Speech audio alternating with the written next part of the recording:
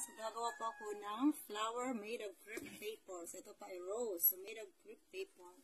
So, ganito po yung paggawa ng flowers. Ito ay noong unang panahon pa, yung makalumang style sa paggawa ng flowers. So, ganito lang po, in between sa daliri. Yung iba, gumagamit ng lapis or ball pen.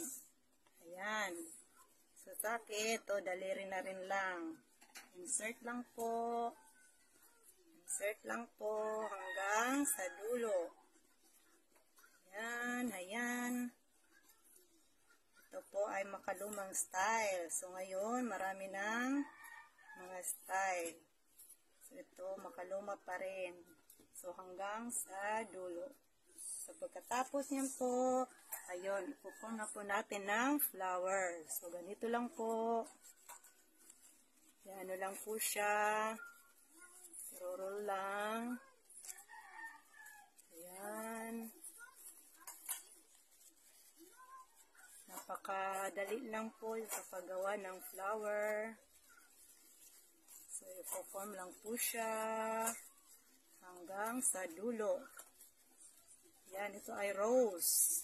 Rose na made of crepe paper. So, ito yung uso noong unang mga panahon. So, ngayon, babalikan